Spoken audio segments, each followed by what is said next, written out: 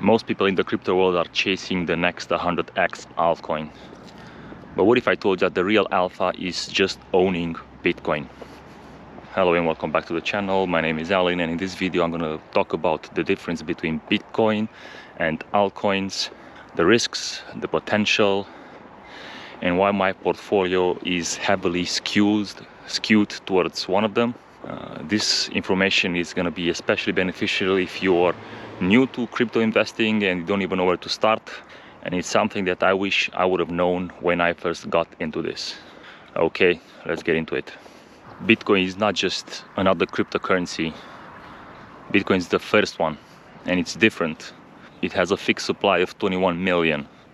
There is no marketing team. There is no CEO. It's secured by the most powerful computing network in the world, by the nodes, by the miners. You know, as long as one node is still going, technically speaking, the network is still running. It's the most decentralized asset that we have. Again, perhaps I shouldn't say again, but you know, there's no founders, unless you think about Satoshi Nakamoto, which is a pseudonym for the person or the group of persons who have basically gifted this asset, this digital asset, to the world as a result of the 2008 financial crisis. It's only math, it's only code, and it's been running non-stop since 2009. And it's the best type of asset with the best performance in the last 12 years. And it cannot be manipulated, it cannot be inflated. And I think all of those tells you, in my opinion, why Bitcoin is different than everything else. Now, altcoins are basically everything else out there. Ethereum, Solana, Litecoin, XRP, these are older ones from previous cycles. Now the issue with these is that some of these projects are actually trying to build something useful, but what happens is the supply is not kept. Most of the times you have founders which own a significant percentage of the supply in their own wallets. Some of those owners, historically, as soon as the altcoin has been published and it has gone up a little bit, have rug pulled the rest of the investors and basically sold immediately as the altcoin hit the markets. Also, they tend to be a lot more centralized. They definitely have people who are in charge of the networks. They have marketing team, they have CEOs, and so on.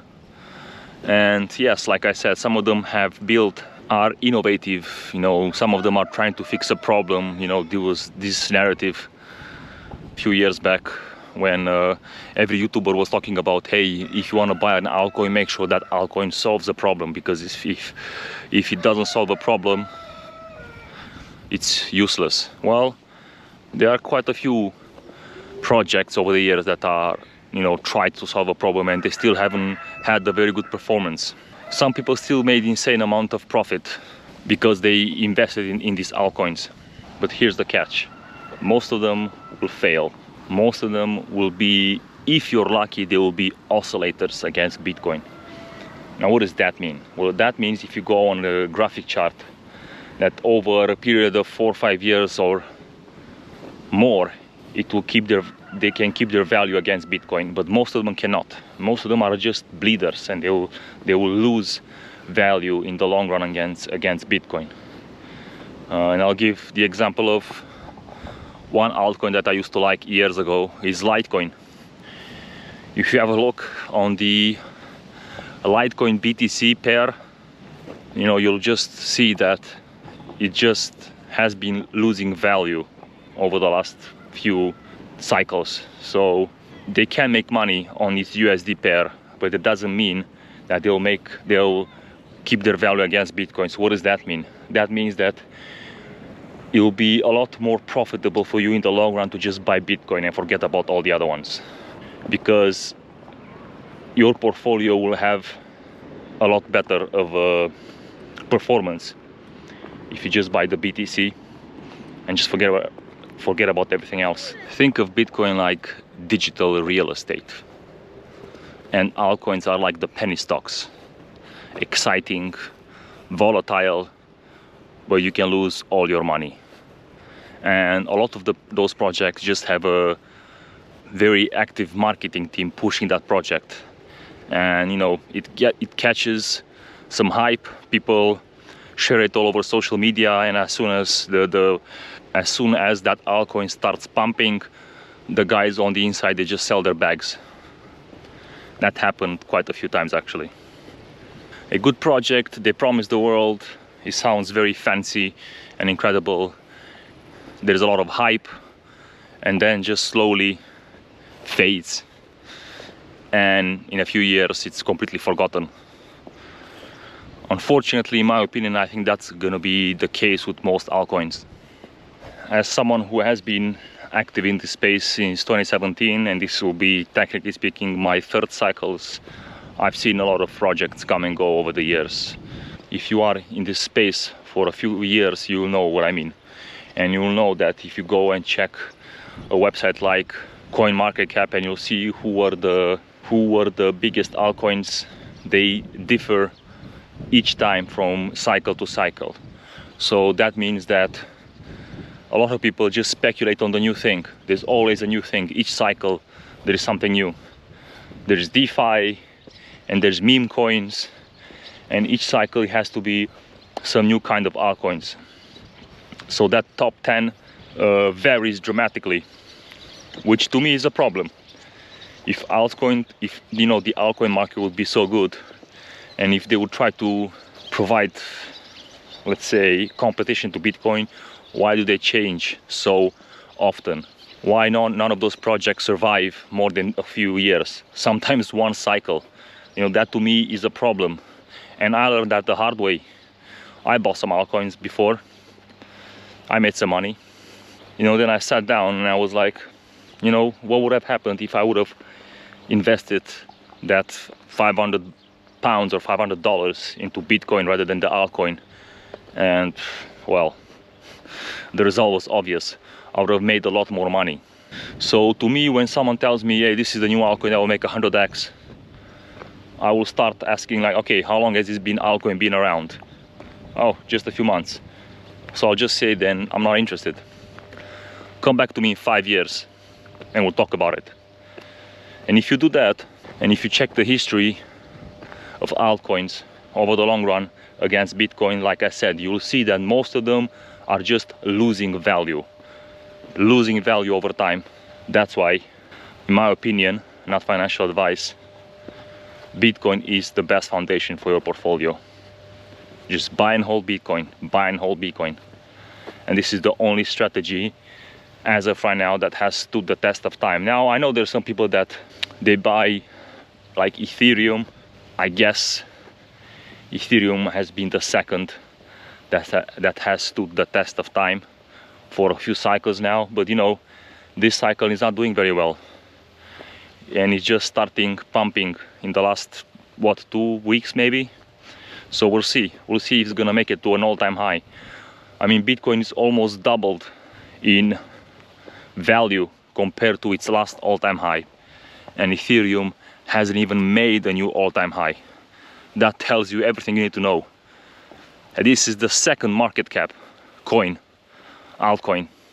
Some people don't even consider Ethereum an altcoin, but just goes to show what the difference is between Bitcoin and everything else.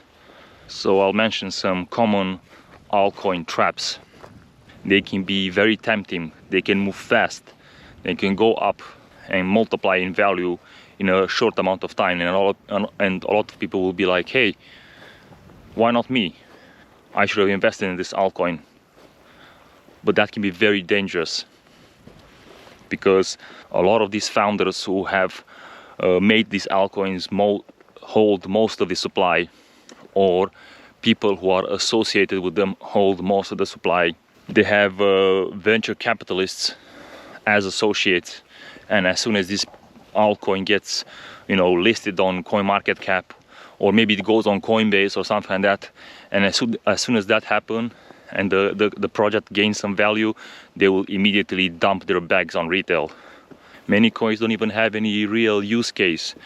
And even some that do have real use case, they still haven't performed anywhere near as good as Bitcoin.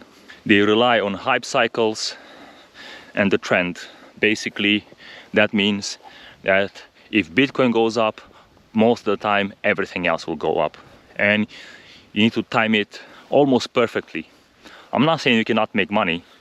Yes, there have been some people that have chosen the right altcoin at the right time and they made money because that altcoin outperformed Bitcoin.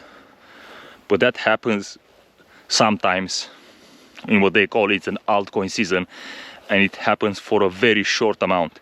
Sometimes it's only weeks, and you are taking a lot of risks to change your Bitcoin into an altcoin, into the right altcoin at the right time to make that kind of gains.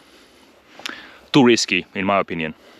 So if you made it up in this point, what I'm saying is that there is only Bitcoin, okay? Even though a lot of people say, yeah, well, they're gonna make a new one and it's gonna be better than Bitcoin and the network is gonna be safer and so on. And I've heard that over and over and over again the last, 5-7 years. But until now, there hasn't been anything better than Bitcoin. It's the most decentralized, with the most powerful network in the world. And it was the best asset in the last 12 years. Not even close. So before you go chasing for the next altcoin rocket, just think about this.